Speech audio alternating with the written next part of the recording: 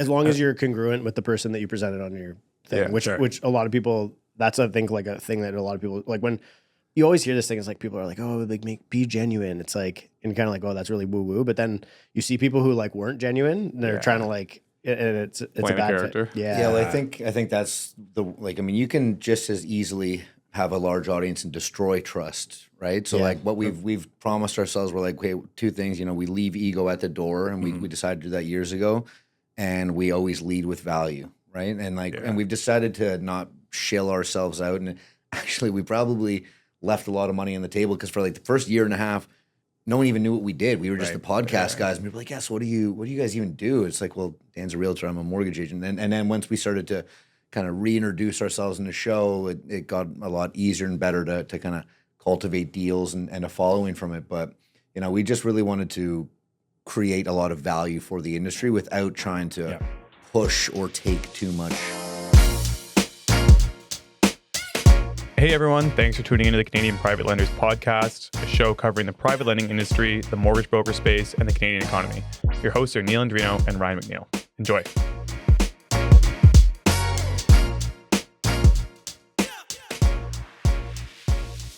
All right, everybody, welcome back. It's the Canadian Private Lenders Podcast with your hosts, Ryan and Neal. Neal, do you remember what I said when we first launched this podcast? I honestly don't. I said, if we can get Dan Foch and Nick Hill to join us, then we've officially made it. No way. Guess what? We've made it. We've absolutely made it.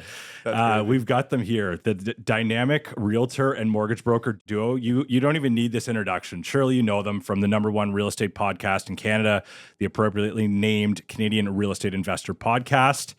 Welcome to the show, guys. Thanks for having us. So much for having us live in downtown Halifax. Downtown Halifax. And it wouldn't be an East Coast conversation without talking about the weather, but you guys got an unreal stretch of weather here for your couple days. It's 20 degrees and sun. This is not normal. Yeah, we're supposed to talk about weather and sports, right? Yeah, that's what I've been hearing. That's right. Yeah. Leafs. Yes. We'll get it. We'll definitely get into the Leafs before the end of the podcast, but let's kick it off, guys. I mean, we'd love to hear just a bit about your background. Like we know from your podcast, of course, but just kind of like how you guys kind of landed in your roles in the industry and how they've evolved in the last couple of years.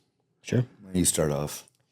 Okay. So I've been in like the real estate industry for a long time, too long, but I started off actually producing social media for real estate professionals. Like I had like a small business that did that. So that's where I like learned a lot of it. And then I got my license after university, and I stopped doing social media, to be honest. I was just like, it's dumb. It's a waste of time for real estate professionals. I can make way more money just investing my time in cold prospecting. So I just started cold calling. It wasn't until like a couple of years in, I started doing market reports and a lot more like research and stuff like that, kind of as a way to deal with people not taking me seriously because I was young. And then COVID hit, and it was like, okay, I got to go all in on this. There's nothing else for me to do. I can't really do my job properly, whatever, right? And so I did, and I was making videos, YouTube posts like daily. And then Nick reached out to me a couple like months into that, and he was like, hey, like he basically was like, your content's it's like good, but it sucks. So do you want to kind of like politely, and you want to do some deals together and whatever. And he's like, let's take it to the next level. And we really did make an effort to level up, and then kind of just felt like we were hitting a wall. And then randomly the guys from the Canadian Investor Podcast reached out to me just because I was big on Twitter. Like that was really my big platform. And he was like, hey, we're interviewing a couple of people to host the Canadian Real Estate Investor Podcast. We're doing a spinoff show. And I was like, oh, like I'm your guy for sure. And he's like, okay, yeah, well, we're also like gonna get a co-host, and we're gonna like combine the two people. And I was like, that doesn't make sense. Like, there's no chemistry, like whatever. I'm like, I got the guy already. Like, let's just, and literally, like, I just didn't take no for an answer. Like, I had one phone call. I had Nick on a call with them by the end of the day, and like we were close them up, contract signed, ready to do a deal. So that was over 3 years ago. Yeah, wow. And that was like really kind of rocket fuel, right? Like, there's no way to be honest. Like, I mean, there were so many other good shows in the space that that just was the only thing that could have got us there. I don't think we ever would have been able to make it to the top organically without the help of that network, to be honest. Cool. I mean, they're huge. They get like 250,000 downloads a month kind of thing. Filthy. And they were really looking for, they kept on getting all these questions about Canadian real estate. They're like, we don't know anything about Canadian real estate, but Canadians seem to be obsessed with it. So you guys seem to know what you're talking about. And Dan, we'd actually already had a podcast that lived in, relative obscurity on YouTube. And we just kind of took the same page out of everyone else's book, where we just have, if you owned a duplex, you can come on the podcast and talk about it. And that was called Brick Mortar. It was actually what Dan had started doing, and he allowed me in on it. And we started doing that together. And just as we were about to stop, like literally we had 3 more guests, and we had like this heart to heart. We're just like, our time is probably better spent doing other stuff. We still wanted to do social media stuff and work together, but we're like, this is just not doing what we thought it would. So let's just do these last guests, and then we'll shut it down. And then, I don't know, it was very serendipitous. I remember sending you a screenshot of the message. I was literally like, what a weird timing. Yeah, it was awesome. Yeah, that's unreal. Go ahead. I'd say a question for you guys, well, especially probably for you, Dan. I feel like you've been the pioneer with your IG posts and stories. Like, I often get blamed for that. who convinced realtors it was appropriate for them to talk about the economy? And then, I know with Chandler, he was like, look at Dan's stuff, and it was just, I don't even know what that is. When you edit, just your head over it's a green screen, a green screen backdrop, and then a ton of people started doing that. And what's the mindset? And this is for both of you, I guess. Is like, what's the mindset of wanting to do social media? Like, you said COVID hit, and then you're like, I have to go all in this. Is it because you just couldn't get access to people, or you saw? So the mindset actually, it started from just really thinking about business, right? So in the real estate industry, you have basically 2 types of ways you can get leads. You can actively prospect, or you can passively prospect. That's marketing, right? And passive prospecting, typically you have to pay for traffic. You have to pay for attention. Yeah. But social media really presented this unique opportunity where you can actually, as long as you're giving good quality content, you can get that traffic for free. Yeah. It's this is literally a once in a lifetime opportunity. This has never happened in any industry ever before. Mm-hmm. And all of a sudden it happened. And I was like, okay, cool. I can cut my ad spend. I convert. So what I found was the quality of online leads starting in COVID was garbage. As your ad spend went way up and the quality of leads went way down because everybody was moving into that digital environment. So I just stopped buying leads about 6 months into COVID, and I used to run my entire business on Facebook ads. And I noticed, because I'm a data guy, I analyze everything. I noticed that I was converting the exact same on a cold call and a warm Facebook lead call. And I was like, okay, I'm going to try and backfill that Facebook ad source with more organic leads, because what I noticed was, if I'm making content, I'm building trust with the audience, right? Yeah. They're seeing my face over and over, and by the time they decide to message me, they already know who I am. People will come up to me. Yeah. And so you have a relationship with them. Yeah. They don't have a relationship with you, right? You don't have no idea who they are. It's so weird. Yeah. You get it. Yeah. Right? I know 100%. And so that's completely replaced. I don't pay for any ads anymore. Yeah. And so I have that, and then I do cold prospecting. I still would rather pick up the phone. My clientele is a little different. So it's investors and developers, but I would rather pick up the phone and do a cold call to a site where I have a developer who wants to buy it, because I can literally convert that cold call at the same pace that I can. Why would I pay $2 for a Facebook lead for a $600,000 deal when I can, 100%, convert the same on a development site? So it is funny to your point about the thing. People feel like they know you because I've listened to you talk for 20 hours, and it's that's the weirdest.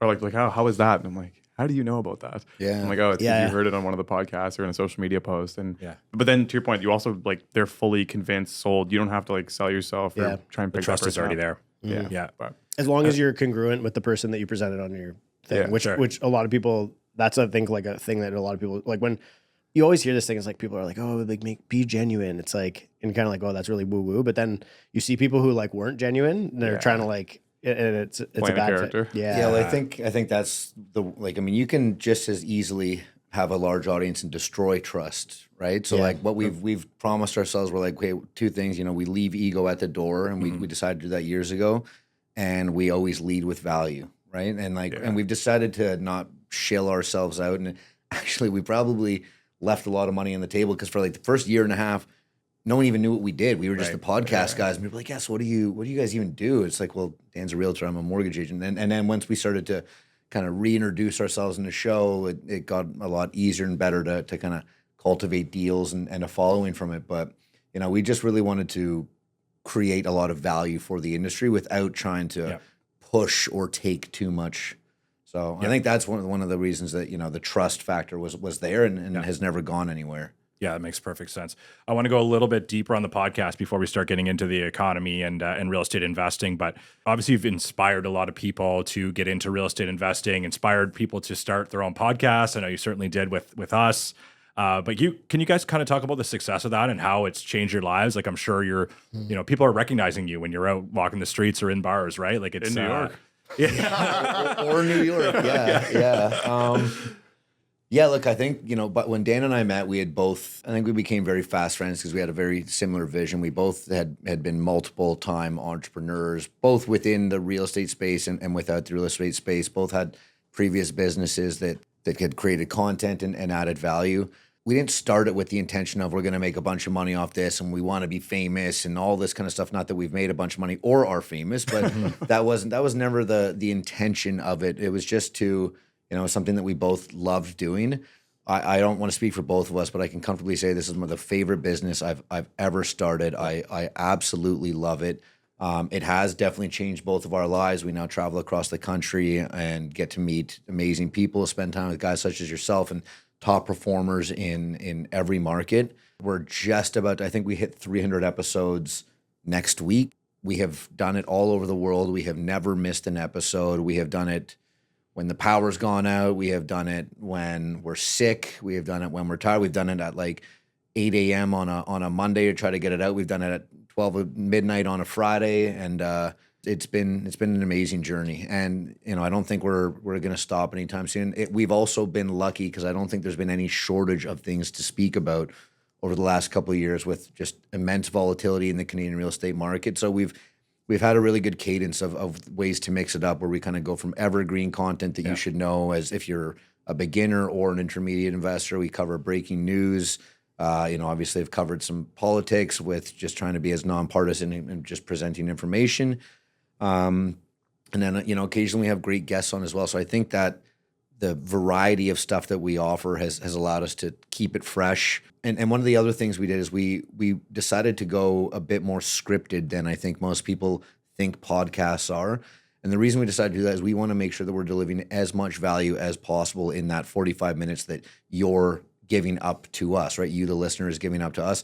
I don't want it to, be Dan and I, catching up in public kind of thing, twice a week for years, because people are going to get really tired of that because we don't live those, that exciting of lives. But there's been a ton to talk about with real estate, and there's, real estate, there's so many different niches and things you should know and ways to make money and secondary and tertiary jobs associated with it. So there's a ton to talk about it, and our whole mission behind it was let's just create real estate school. And the podcast grew into something that, we now have an online community, and now we travel the country doing these events. So, we've got a lot to thank for the podcast, and it's just been a ton of fun. Yeah, I just probably much quicker answer. No offense, Nick. I think like in the way that it's changed my life is like the I would say it's not like as profound as having kids for the first time, but it's comparable in the way that it like is a complete shift, right? Like I think that having kids, like it gives you this like it's heartwarming and it's easy to go through life with a warm heart. And I think that like this is the first time in my life I've ever felt like I'm doing like what I was supposed to be doing, right? Like this is like exactly like my calling, right? And it's just like a different energy in the morning. You wake up and you're like, you want to get out of bed to go and do it. And so that to me was like the big thing. It's like we have this community of people who are waiting to hear what we have to say, and we want to get up and serve them. And, we want to create products for them. We want to get to know each and every one of them and their needs and what we can create to like advance their career. And that to me is just like special. That's something that I think most people ought to try and find in their life. Yeah, we were kind of just talking about that before we started recording here. And I think, I've took the jump into entrepreneurship too a couple of years ago, and I've never felt happier. I've talked about that on this podcast before, and it sounds like you're kind of speaking a similar language there when you've got that lined up and you're doing what you want or what you feel you were called to do. It's well worth the effort. For sure. Yeah. For anyone listening, take that leap, start that thing, just do it. 100%. Yeah. 100%. Before we get into real estate talk, I just want to ask about the podcast, because as you guys know, I'm doing one with Ryan now. I was doing one before with Chandler. How do you handle like the volume of outreach that you guys would be getting? Like that was something for me where between running my own business outside of this, because to your point, like podcasting doesn't necessarily make you Joe Rogan overnight. Yeah. Like how do you manage that? Like I feel like your guys' phones would be just it's a lot. on fire. Yeah, I would say like a lot of it is like, what is the back end business that you're going to build to do that? And so like Nick has the mortgage business, I have the real estate business, and then like I thought it was going to be me serving a lot of those clients as like a real estate professional, but it's not. Like so that's the easiest back end for me to build was more realtors, right? So that was what we did first, and then honestly, we never wanted to start a course or coaching program, but like we just found We ourselves like actively did not want Yeah, to. like we were- because it you guys it's so know cringe, man. there's so It is, yeah. Imagine telling someone you're a podcaster and you have a course. You're like Yeah, you're a meetup. Like, oh, you probably do cold plunges and CrossFit too, right? Like 4 a.m. But like we just had so many requests for it, and so I think that was probably the biggest shift for me was like, okay, now we have like a first line product for people. So we give away monthly, like I do monthly market reports, or market calls, get everybody on. Like that's free. We have to do the podcast, which is free. Somebody really wants to get like immersed in our environment. Like I'm always happy to answer questions for somebody, but like I typically really try not to give anyone advice, like actual advice, unless I have some sort of relationship with them, either they're a customer or a client. And that's just safer for me legally, right? Sure. Yeah. And so they come into the course, and it's like, you know, it's $70 USD, so like $100 a month. Oh, super reasonable. Yeah. Yeah, and they can leave whenever they want, right? And that's a group coaching format. And so the group coaching is nice. It's all recorded, so it avoids redundancy. And that's like probably the biggest way that you handle like massive intake. It's like you ask this question that's like not a dumb question, a really good question, but you get asked that same question 5 times. Yeah. Why answer it 5 times? Or You can 50 say times, and that's why we got to the point where like, hey man, we've had like the same like 20 FAQs. Yeah. Maybe we should make 20 videos about this and really like do deep dives. And that's kind of what we did and reluctantly started it. But now, honestly, that's been an amazing journey as well. We've got incredible people across the country, creating an incredible network and servicing people that have no properties whatsoever that are trying to start to all the way up to people that have multiple apartment buildings that are looking and like, you know, pairing up mentor and mentees and bringing in GP and LPs together and stuff. So it's been really cool to see that community grow as well. I'm just to echo that. It's funny when you're doing that. I think in your head you're like, I hate these people who sell these courses and are trying to preach God to me. So I don't want to be that person. But to your point, you're getting the frequently asked questions, and you're like, well, it kind of lends itself. Well, so and this is in a way. so the court like we just said, okay, look, like we can put our ego aside and say whatever. We're course dudes now. Bought the cold plunge, got the CrossFit membership, like whatever, right? Done. That's fine, you know, because if our audience is asking, we know that at least it's going to help at least one person who was willing to pay us for that product. Okay, cool. We set that ego aside, and now it's how do we deliver enough value, and how do we take that further? And to me, like we have a target set on the people who are who make me and Nick hate courses and feel like we don't want to have courses. Yeah, I want to destroy them. I think it's the best thing that you can do for the industry is to make it so that in 5 years or 10 years, people aren't afraid to start a coaching program because it's not an embarrassing space, because it's not filled with con artists and scammers and all that stuff. For sure. Yeah, and so like that's the actual vision, and it was a lot of pride to swallow. Yeah. It was a lot of pride to swallow to want to do this. this. We really fought it. Like we were in weeks of like, do we do this? Do we do this? And we did. And I think and before we even fully did it, we put our money where our mouth is as well. And we went and spent like $60,000 on coaching ourselves to figure out how to do it in the best way possible. Because you know, I'm never going to be the guy. Like I'm not going to teach people how to invest in duplexes without buying duplexes. I'm not going to start a course without, you know, having gotten coaching and business coaching and stuff ourselves. So I think there's more a need for it now in the Canadian market than there has been in maybe decades, right? For in the early 2000s, it was super easy to do deals, right? All you had to do was burr. It was the easiest thing. And then during like the last 5 years with COVID, it's just been extreme volatility, whether it's very easy or extremely difficult. And what we're like, you know, we're not going to be the guys, you know, snake oil salesmen. This is the, you know, OPM, do this, this, and this, and, you know, be sketchy, like all this. Like, no, we're like, let's just go back to the actual fundamentals and literally teach the fundamentals and teach people not just the theory of them, but how to actually execute them. So, you know, we'll do group coaching calls that involve like, let me see your thesis and I'll rip it apart, or let me see this deal and we'll go through what you should look for. So it's actual practical stuff. And, you know, we have kind of 2 different sets where you can pay a few $1,000s and you get some more one-on-one time, or you can just jump in whenever you want for a couple months at $100 a month. And, you know, it's by far, we've done an immense amount of research on all the other offerings out there. And I don't want to, you know, say too many bad things about the other people in the industry, but I look at what some people are charging for what you get, and it boggles my mind. I like, honestly, and it makes me feel uncomfortable. Like, I want to be able to sleep at night, and I want, as Dan said, 3 to 5 to 10 years from now, I want these people to all be singing our praises and be like, these guys actually helped me, and have no regret. I gave those guys 25 grand, and all I had to do was listen to their podcast, and I would have got all the information, right? So, right, that makes sense. Last thing I'll say, I keep saying this, but when you think about like 40% of our economy is basically built on real estate, there's no formalized education for it, but everybody's working in it. Yeah. You kind of need something like this. It's so funny, right? Like, nobody will bat an eye if you go and lever up and take $120,000 post-secondary education to go be a barista. But you go, but you go spend $1,200 in an online coaching program, and everyone's talking shit. Right? 100%. That guy just will actually learn the real stuff from real people that are doing it, right? So that was the whole. I think that's like our whole thing was, with the podcast, the events, the online community, all of that was, again, we just wanted to create real estate school in person and online, and that really just came from fundamentals and values. It's really not that complicated at the end of the day, right? All right, we're gonna switch it up now. We're going into real estate. It's real estate school. We classes in session. Yeah, we're back. What the hell's going on? Oof. It's a very different world than when I started podcasting, and from what it was during COVID. And I feel like that's when a lot of people, probably in the younger generation, started paying attention, partially because they're at the age of being able to buy a place, had a bit of money, and then also because things are just blowing off the seams. Like, I feel like even pre-COVID, it was growing, and then COVID just hit the switch. And now we've kind of turned a corner, and I think you guys are both in Toronto. Like, it probably turns a corner first and shows where the Canadian real estate world is going. What are you guys seeing in Toronto? What's happening? Kind of give me lay of the land.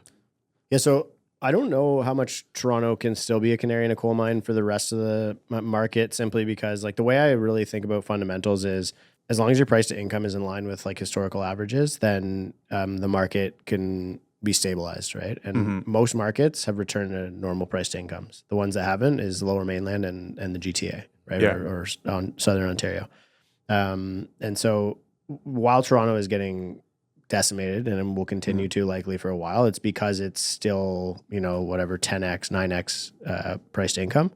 And, your market here in the East Coast is 5, 6, right? So you want to get closer to maybe a 4.5. That's like sort of what I think what lenders are using, right? Like, that's what you can actually qualify for. Yeah. And usually a market can be healthily stabilized if people don't have to go and take on insane amounts of leverage or ask mom and dad for a buy down on the mortgage or whatever it is.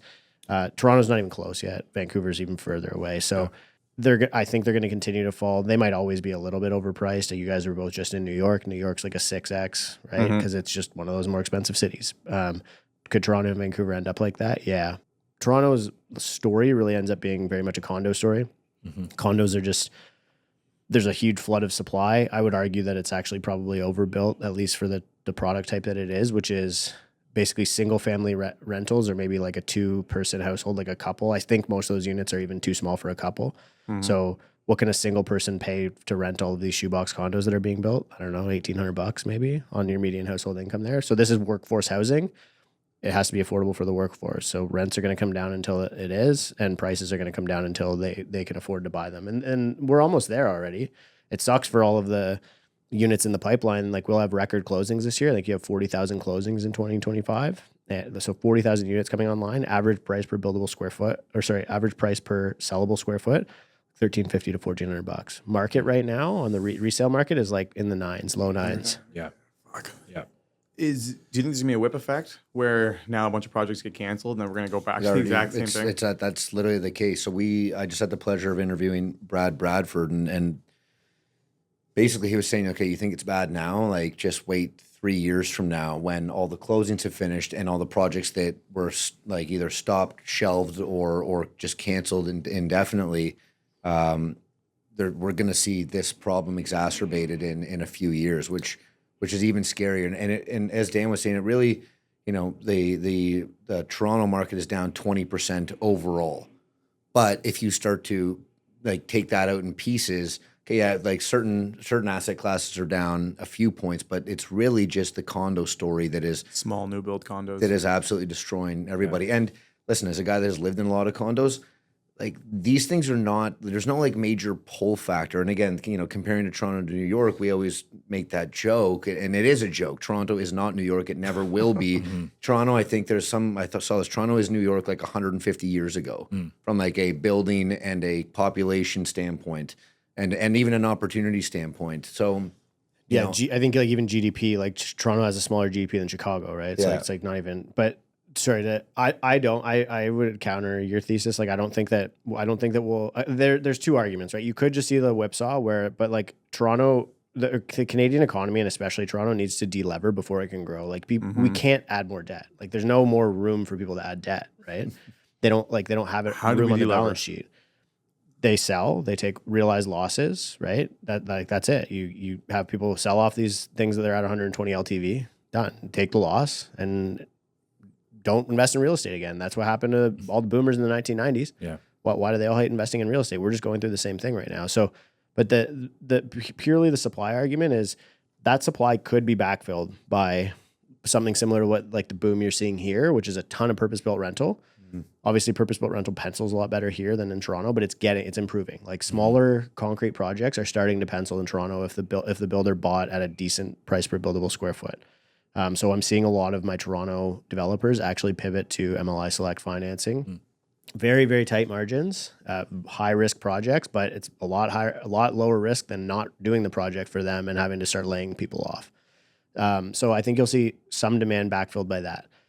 I think you'll see some demand continue to be backfilled by people saying, I can't do this anymore. Toronto's just a transient city. People come in, then they go out. They come here, Halifax, they could go to Calgary, whatever. I think some demand will go to that. I think some demand will be backfilled from multiplexes, right? You can now put 4 units where you used to be able to put one in the city of Toronto, and you can put 3 units where you used to be able to put 1 in anywhere in the province of Ontario. So you triplex, upzone the entire province.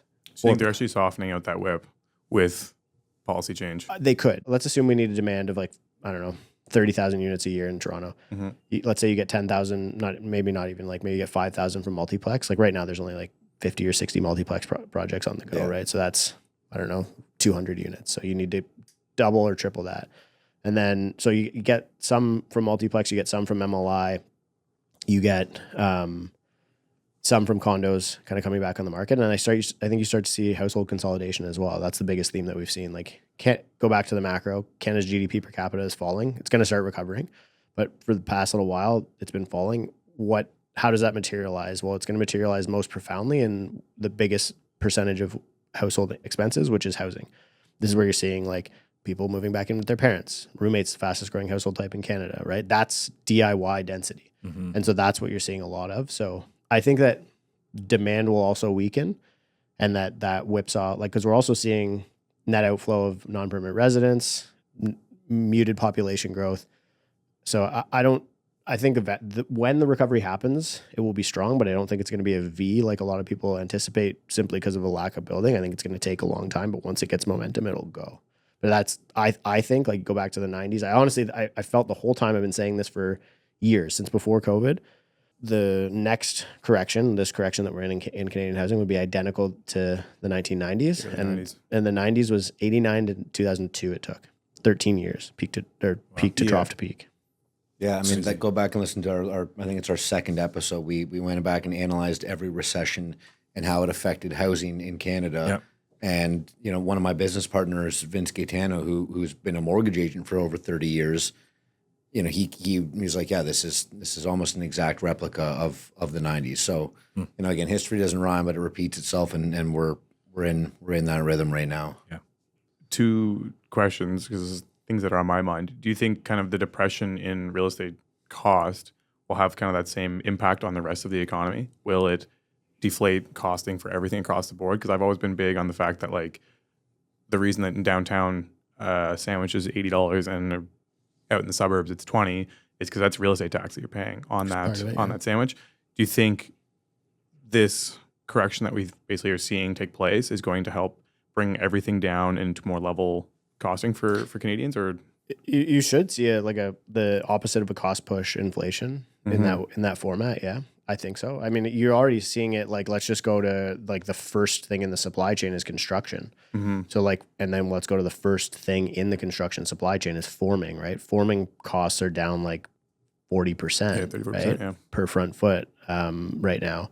And so like, if all of your trades start to get bid down, I know like everybody says, oh, labor costs are fixed. It's like plumbing and electricians, like all your union trades, they're not, that's a small portion of the total cost structure, right? So yeah, I think so. I think you see that, and then you see wages decelerate. You see unemployment rising. People have less money to spend. It might not just be direct real estate tax in that way, but it's like you can feel, especially in the GTA, you can feel it, man. Like it's like it's bad. That vibe session that you've heard about. It's a vibe session. It's real. It's like, especially in Toronto and Vancouver, and even just creeping its way into Calgary a little bit now. But you can 100% feel it and see it. It's weird. Yeah, it feels like things are shifting here too recently. Oh yeah, it's happening here now as well. This thing you mentioned there quickly I wanted to ask about is you said you see a GDP recovery to come. What do you think is going to give the stimulus to that? I don't see a GDP recovery, but I do see one in per capita, and it's simply because the population is not growing at the rate that it was before. Okay, so not like actual true growth. Yeah, I mean, like Carney made a good call. He said GDP per capita is something we should be paying attention to. It was like perfect timing because it's literally going to start going back up. Yeah, he was listening to your Instagram reels. Yeah, he must have been. Yeah. I want to pivot just onto your guys' personal experience on real estate investing too. Obviously, this is what you guys are expert at. You talk about. So can you kind of quickly touch on like how you get started, but also this being the Canadian Private Lenders podcast, just want to understand, have you guys leveraged alternative or private financing to be able to scale some of your portfolio?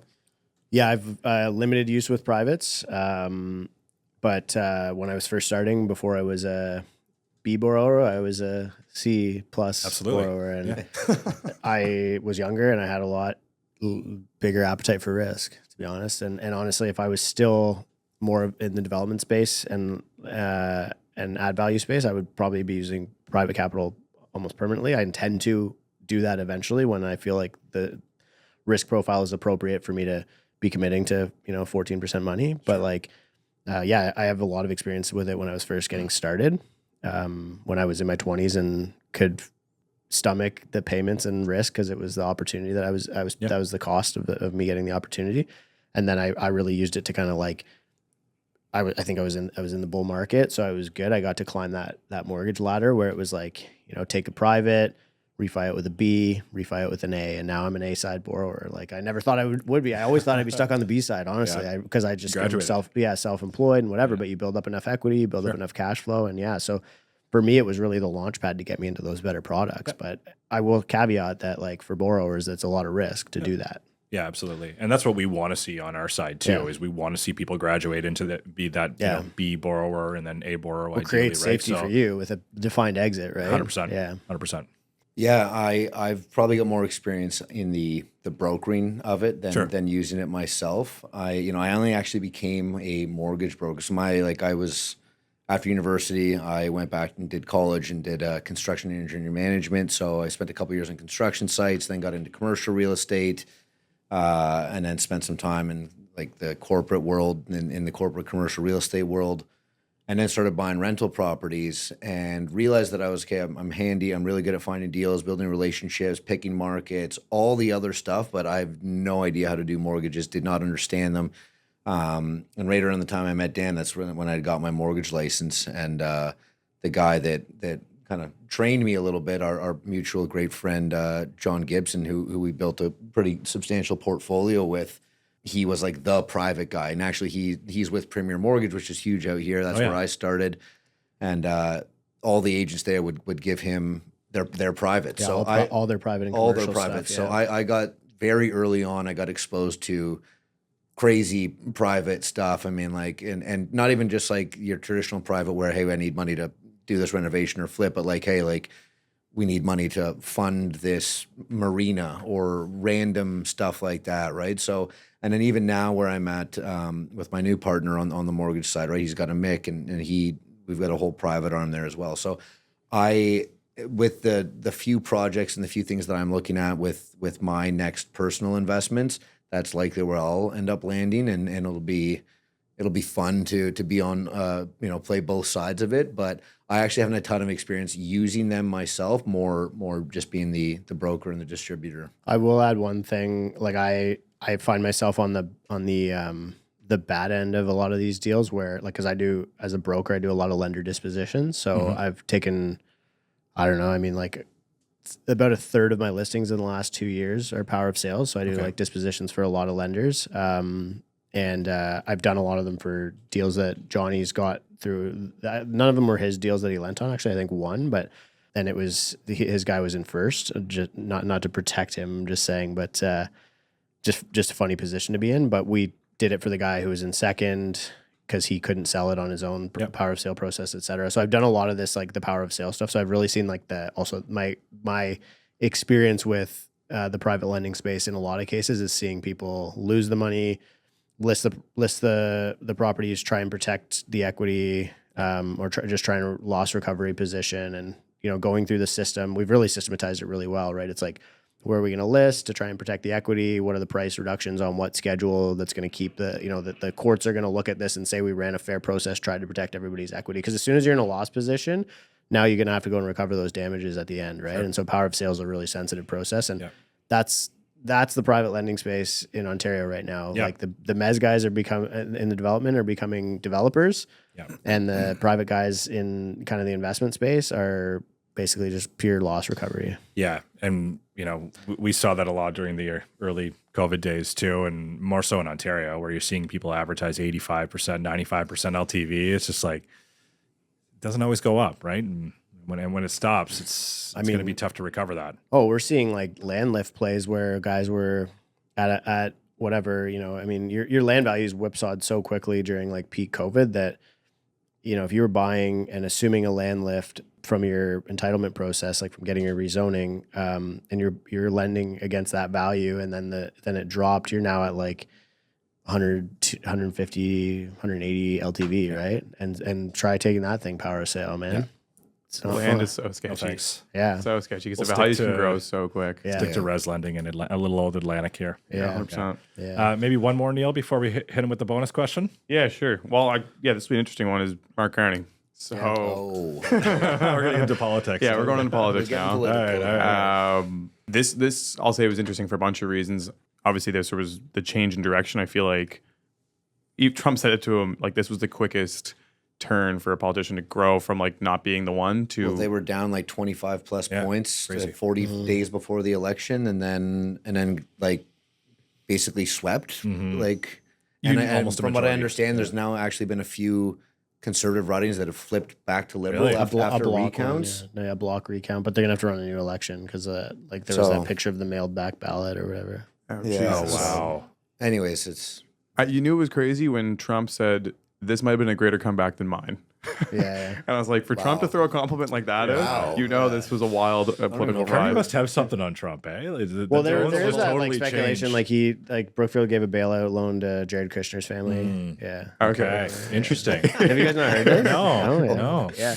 Apparently there was a loan. Deep X. Conspiracy. This is me like scrolling through my phone in the middle of the night. No, I think it's a known thing. Yeah. Well, I mean, again, like Brookfield moving down to New York. Trump's from New York. Both real estate guys, right? Yeah. I mean, there are definitely, some paths. I think there's there's some very upper echelon 0.001% nonsense going on there. Maybe I don't know. Yeah, Brookfield was also in the fundraising round for Elon Musk to buy X. Yeah. Like there's a lot of like crossovers that maybe are swept under the. Everyone's making calls on everyone's behalf here. This is wild. Well, it's like funny. It just gets harder for them all to pretend that they're on different sides. We've never met. There's multiple pictures of you guys at like the same parties with like illicit people that are now either dead or in prison. So, I mean, look, my take. I'm not going to get too personally political. I'm very hopefully optimistic at this point. I think and I'll let Dan really opine on this because he did a ton of research on the election, and I mostly let him do it and listen to what he had to say and inform my own opinions. But I think the fact that they brought in an multiple central banker, someone with very high level real estate experience, this is exactly on paper, regardless of, if you were to take out the names of the candidates kind of thing, if you look at strictly just on paper what this guy's accomplished, and obviously he's very controversial. You ask people in England about what he did in Brexit, and then some people praise him and some people say he's the devil, but that's just politics. I don't have a choice. I'm an eternal optimist. I have to be hopefully optimistic about this. I think from a resume perspective, he could potentially be great, but we'll see. And I'm going to leave it at that, and I'll let Dan drop a bunch of facts on you guys for the rest of this, because I don't know, but I think that regardless of who won, there's a ton of work to do, and both of them were saying a lot of the same things at the end, because it's basically a housing and an economy election, and one of these guys is a career politician, and I don't love that, and one of them has actually gone out and done a bunch of stuff and was never a politician. And that also going back to that's Trump 101, right? Neither of these guys were politicians before, kind of coming in. And I feel like they could have done okay with that messaging of being a career politician, like, because all like the Doug Ford, like Hardo stuff with like, I'm going to shut the lights off, like, like the Hardo businessman stuff didn't resonate with Trump, obviously. Like it could have said, hey, this is like literally the one job that requires the diplomacy of a lifetime politician, but they never said that during the election. They ran such a poor campaign. It was a weird campaign for sure. I mean, I think they're very internally divided from what I heard. It's like you only have yourself to blame at that point, but, unfortunately. So my thoughts on Carney is that I think that the fact that Carney, that the LPC had to run him, like that was the first time I felt like hopeful about Canadian politics in a really long time. And it's not to say that like I really like Carney or the LPC earned my trust back, because like neither of those things are really true. But it was that in the 1990s, like, or even in any election, I mean, Mark Carney could have run for either party, really, honestly, right? Yep. And the fact that like people forgot, we've moved so far from like the idea that the LPC was this centrist party that was like there to be able to pull on the politically homeless people that didn't resonate with the left or the right, which I feel like most people really are there. They look at the people on the far sides of the spectrum yelling at each other, and they're like, that's not me, right? This is why we have such horrible voter turnout, because it just scares people away, right? And young people are like, I don't care to learn enough about either of these guys. They're both two old white dudes. Like, I don't trust either of these guys. And how could you trust either of them, really? So I think that... Well, yeah, like people are always like, what's your... Overall. Yeah, they're like, oh, like so-and-so is lying. I'm like, maybe the other one's lying too. Like maybe all politicians lie to get elected. Yeah. Like, isn't that how it works? But so all of this to say that like the idea that is Mark Carney, which is a former central banker, former CEO of a large multinational PE company in the infrastructure space, like that's very like and his economics outside of his track record, which I'm of the one of the people that says like I don't love his track record. I think like that era, you could blame it on either him or Harper, whichever color you want to pick, right? You could say that was when Canada's debt binge started, right? Like that was when we started our credit addiction. While everybody else was delevering during the global financial crisis, we just increased our household, and the line has literally been going up since then. That's how we got to the highest household indebtedness in the world. But he represents a massive rebranding of the Liberal Party away from Trudeau, and like everybody knows that I don't like Trudeau. Like that's not right. Like that's not And it was easy to say that on the podcast because it was 80% of the population didn't like him, right? Like I don't know who the 12 that were polling did like him, but that shift to me is a healing moment for Canada, and I actually credit a lot of that to Pierre Poilievre for his pressure that he was putting on the LPC to get their shit together. To be honest with you, to stop focusing on policies that didn't matter to Canadians, to acknowledge the fact that the carbon tax was a failure, to acknowledge the fact that it's incredibly tone deaf to increase capital gains tax in the middle of this and heading into a recession. All of these things, and then look, boom, boom, boom. They said, and everyone's like, oh, Carney's stealing the CPC's platform. It's like, well, it's a good platform. Isn't that a good thing, right? Like, can't we just agree that like if these are good policies, then and they're basically running very similar campaigns. Like there was tons of consensus issues between those two campaigns. They were not that far differentiated. Right. That to me is a huge shift that Canadians made it very clear what we wanted from our politicians. They both ran on campaigns. They both were trying really hard to get Canadians to vote for them. 85 at the end of the day, 85%. This is a historic election. Like we're back to the two-party system. Yep. 85% of Canadians voted for two very, very similar platforms. Yep. Canadians, like, even though Carney didn't get a majority mandate, the mandate of what is important to Canadians in that box of those two platforms has never been clearer. 85% of Canadians voted for that platform. If we can go forward with the confidence that that's what Canadians want, and to me, the beautiful part about that is sound, sane economics. It's abandoned the total BS that the LPC was running on, the far left, whatever stuff that they were, where they just kind of threw reality out and ignored the fact that the economy exists. We're back to reality now, right? Yeah, this is good. I love this, honestly, and I hope for the best for Carney. Like, that's all you can do at this point. Sure. He won. Democracy gave us a result. At this point, if you are praying for him to fail, then that to me is like anti-Canada, right? Fool's errand, exactly. Yeah, like you're fighting against your own team. Yeah, yeah. So you're optimistic. I have to be. Like, you have to want the best outcome for. Yeah. It's not to say that like I think he's going to do a great job or I trust the LPC, because I don't. I actually don't think that like the setup doesn't. I'm not fully convinced that that's the case. And as we're speaking right now, they're swearing in the new cabinet, and I'm not super impressed with the whole thing. But like housing, let's use housing as an example. Nate Erskine-Smith looked great on that file. They just took the previous mayor of Vancouver and put him on the file. Guy was the mayor of Vancouver from 2008 to 2018, like literally the worst housing run up in the history of Canada, right? So and look, but he also knows municipal politics, right? So maybe that's like, so you kind of have to look to say, is there somewhere that I can be hopeful? It's not so much optimistic, but I think where we can't trust, we have to have hope, right? And I'm not ready to give the LPC my trust, but I am willing to hope that they do a good job. Yep. Well said. I like that. Yeah, that's awesome. So let's wrap up here, Neal. So if you guys have listened to us before, our bonus questions usually centers around one of two things. It's usually the Maple Leafs, which drives Neal crazy, or pizza. So do you guys have a preference, one or the other, or do you want to talk about both? I love both, but they both actually give me stomach aches sometimes. So whatever you That's guys awesome. want to do. Okay, let's do both. Let's go to the Maple Leafs first. As we're recording this mid-May, Leafs are tied 2-2 with the defending Cup champs, the Panthers. Big game tomorrow night. Let's say they overcome this series and they go on a run and they extinguish the 58, 59-year curse, whatever it is. Who's winning the MVP for the Leafs this year? That's a good question. I'd like to say Matthews, but he'd have to have we'll a see. pretty big run. He's got to come been a tough back a start. little bit. Yeah. That's probably Marner, realistically. Yeah, like I think he's grown up a lot since the last. Like, I think Berube's been like a really good addition. Yeah, they needed somebody. I agree. Yeah, maybe it'll be Berube.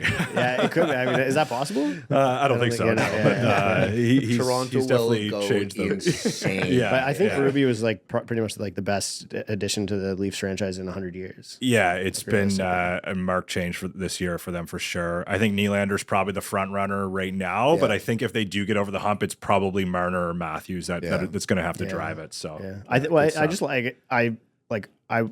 I wasn't a huge Marner fan last year, like with the stuff on the bench, and I don't know, it just was a weird vibe. But he's grown up a lot. It seems like there's leadership. They're feeling good. I don't know, like different team this year. I feel like these next couple of games will define what happens with the future of the team. It looks like there's I think they're sick right now. I don't know, like that last game was Well, the last two games have just been not even the first one was whatever, but the last one was, I don't know. They just were. It looked the like last game was like the Leafs of old. We were talking about that yesterday. Yeah. It was ugly. So hopefully that's in the past now. So I made a chart of the Leafs the place in which they finished in the regular season and condo prices, and there's a correlation there. Okay. Yeah, so does that mean they're going to be trending down? Continue to trend down? I guess they should. They win the cup. The Toronto recovery is just going to be like, there we go. I'll take one cup and then another market crash after. There was this image going around on Instagram of someone had asked ChatGPT to predict the next like 50 years of Leafs? Well, no, just any Stanley Cup winner, and it predicted the Leafs this year, and I think it was like a 12 years again out kind of thing. So There's been a lot of ChatGPT's stuff been out there right about a with, lot of with stuff. the curse So, breaker, well, you but- know, we'll see. Let's wrap up with some pizza recommendation, guys. So we've had a couple of people from Toronto on before, and I think we've got like Maker's Pizza, Ambassador, Buddy Aldi's, which is great. North of Brooklyn was a big one we've got. Do you guys have any other ones that you love? The best pizza joint in Toronto is gone. It's the Pizza on the corner. Double date. Yeah, we went on a double date there years ago, and I think We didn't go on a double date to Pizza. well, yeah, We were walking by. and then, actually, that's where we got dessert. We got the churros and it No, was the funnel cake fries. funnel cake. Oh, Yeah, it was wow. nice. We came out and got to watch like a homeless guy do crack and yell at the girls we were with. And Perfect. they took that one away from us. Yeah, that's gone. Yeah, I feel like so- Pizza is very divisive amongst Torontonians. Yeah, so like that's kind of the joke, like, because like I don't know, I'm so uncultured, man. Like I just like it's like whatever. Don't ask this guy about Yeah. food. Yeah. Any other food spots you'd recommend, Nick? Anything on Ossington Okay. and Queen Street West. That's where I spend a lot of my time down there. Yeah. Yeah. Love it. Beauty. Well, I guess that's a wrap, guys. Really appreciate you guys coming on. Fantastic insight. Yeah. It's awesome Thanks to for have you having here. us. And anything else you want to add, Neal? No, thanks, boys. Appreciate it. Yeah. Awesome. Thank you. Thanks, everybody, for listening. Thanks for listening, guys. It's Neal, your co-host and co-founder at Keystone Mortgage Investment Corp and Director of Investor Relations. I'm also a real estate agent, real estate investor, and business owner. And your co-host and co-founder of Keystone Mortgage Investment Corporation, Ryan McNeil. Keystone MIC is licensed under the Mortgage Regulations Act of Nova Scotia, license number 3000844, and through FCMB, license 89280. Keep in mind, the views of this podcast are for informational purposes only and are not financial advice.